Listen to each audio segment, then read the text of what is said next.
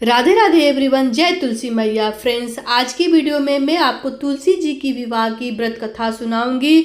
अगर आपने व्रत किया है, तुलसी विवाह किया है, तो आपको ये कथा जरूर सुननी चाहिए। लेकिन अगर आपने किसी कारणवश व्रत नहीं भी किया है, तब भी आपको देव उठनी एकादशी के दिन आप तुलसी जी का विवाह करते हैं तो कथा जरूर से जरूर सुननी चाहिए। तो चलिए तुलसी विवाह की कथा की शुरुआत करते हैं। बहुत समय पहले की बात है। जालंधर नाम का एक असुर था।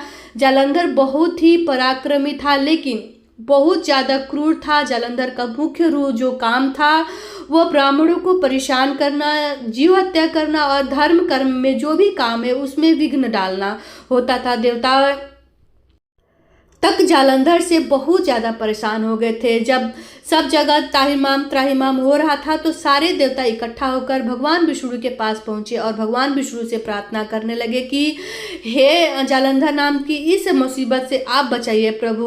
विष्णु जी ने अपने अंत संत शक्तियों से पता लगाया कि जालंधर की जो शक्तियाँ है उसका स्रोत क्या है, उसे शक्तियाँ कहाँ से प्राप्त होती है। भगवान विष्णु को पता चला कि जालंधर की पत्नी यानी कि जालंधर की धर्म पत्नी वृंदा बहुत ही पतिव्रता स्त्री थी और उसके पतिव्रत धर्म के कारण ही जालंधर का सारी शक्तियाँ प्राप्त होती थी और जालंधर कभी भी युद्ध में हारता नहीं था। जब तक जालंधर की पत्नी वृंदा का पतिव्रता धर्म है तब तक जालंधर को कोई नहीं मार सकता था, कोई नहीं डरा सकता था, कोई नहीं पराजित कर सकता था। जब तक यह बात भगवान विष्णु ने सभी देवताओं को बताई तो सभी देवता बहुत ज़्यादा चिंता हो गए, क्योंकि अगर जालंधर रहेगा तो पूरी पृथ्वी पर त्राहिमाम होता जाएगा, सब कुछ नष्ट हो जाएगा। सभी देवी देवताओं ने बहुत विचार विमर्श करने के बाद यह निष्कर्ष निकाला कि किसी भी तरह वृंदा का पतिव्रता धर्म ताकि जालंधर का जो हत्या हो जाए सबके। जब तक जालंधर किसी युद्ध में मारा गया हुआ होता उस समय भगवान विष्णु ने जालंधर का रूप बनाया और जालंधर का रूप बनाकर वह वृंदा के पास आ पहुंचे।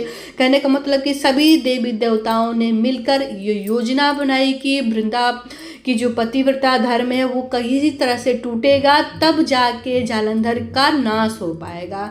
इसी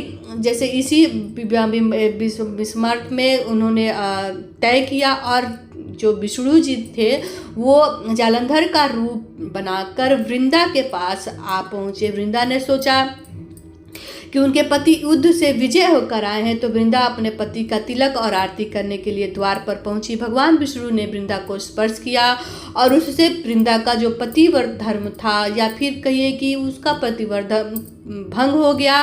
जैसे कि प्रतिव्रता वृंदा का जो प्रतिव्रत धर्म टूटा वैसे ही युद्ध में जालंधर की हत्या हो गई।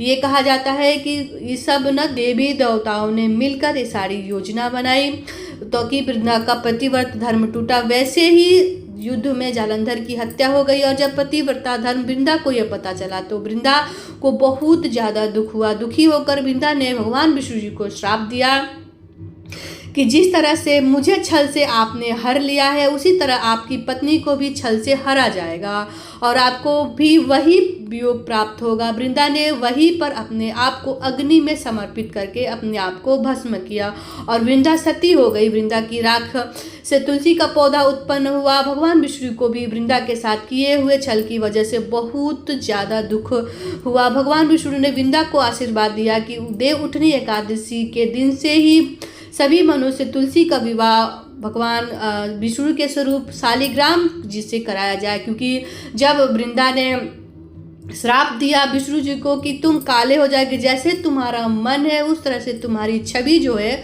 वो काले में प्रतीत हो जाएगी। इस तरीके से वृंदा ने जब श्राप दिया, अपने आप को अग्नि में प्रज्वलित करके उसने जलाया, तो उसी समय विष्णु जी ने शालिग्राम का रूप धर के काले पड़ गए। तब से उनकी जो वृंदा की जो होती है, वृंदा की तुलसी के रूप में मनाया जाने वाला विष्णु जी को कोई भी भोग स्वीकार नहीं करेगा। इसके साथ ही भगवान विष्णु को शालिग्राम के रूप में हमेशा तुलसी जी के पास ही रखे जाएंगे। इस तरीके से भगवान विष्णु जी ने तुलसी जी को यानी कि वृंदा को आशीर्वाद दिया। तभी से तुलसी जी का विवाह भगवान विष्णु के स्वरूप शालिग्राम भगवान से कराया जाता है और भगवान शालिग्राम हमेशा तुलसी जी के ही पास रहते हैं। फ्रेंड्स, जो भी मनुष्य तुलसी विवाह तुलसी जी का विवाह शालिग्राम जी भगवान जी के प्रसन्न कराते हैं, उनकी सभी प्रकार की मनोकामनाएं पूर्ण होती है। तुलसी जी का विवाह बिल्कुल उसी तरह से कराया जाता है जैसे हम अपनी बेटी का विवाह कराते हैं। देवउठनी एकादशी से कार्तिक पूर्णिमा तक कभी भी तुलसी जी का विवाह करा सकते हैं। तो इस तरह तुलसी जी का विवाह भगवान शालिग्राम जी से कराया जाने लगा और जो भी तुलसी विवाह संपन्न कराते हैं उनके सभी प्रकार की मनोकामना श्री हरि विष्णु जी भगवान पूर्ण करते हैं। यह थी तुलसी विवाह की कथा। इसके बाद हम एक गणेश जी की कथा सुन लेंगे। देखिए सुनेंगे।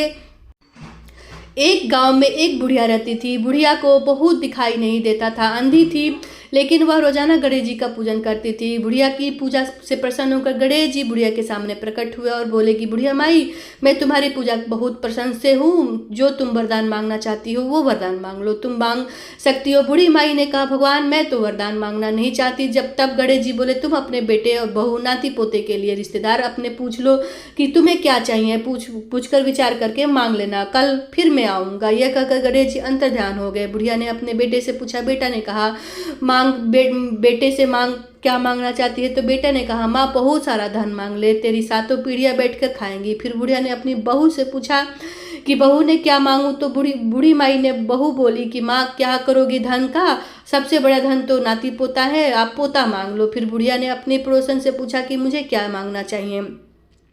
तो पड़ोसन ने कहा कि क्या करेगी धन का और क्या करेगी पोते का, अपने आंखें मांग ले, तेरा बुढ़ापा कट जाएगा। तब बुढ़िया सोच विचार करने लगी कि क्या मांगू। सोच विचार करते करते पूरी रात गुजर गई। अगले दिन गणेश जी फिर आए। बोले बुढ़िया माई क्या मांगना चाहती है। तो बुढ़िया माई बोली गणेश जी महाराज मांगना तो मैं ना जानूं, पर आप मुझे बस इतना वरदान दे दो कि मैं अपने सोने के महल में सोने के पलने में अपने पोते का झूलना देखूं। अब गणेश जी महाराज जो जोर जोर से हंसने लगे। फिर बूढ़े माई को यह बहुत सी सीधा समझता था, तुम तो बहुत चालाक निकली, बहुत चतुर निकली, एक ही बात में सब कुछ मांग लिया, धन मांग लिया, पोता मांग लिया और आंखें भी मांग ली।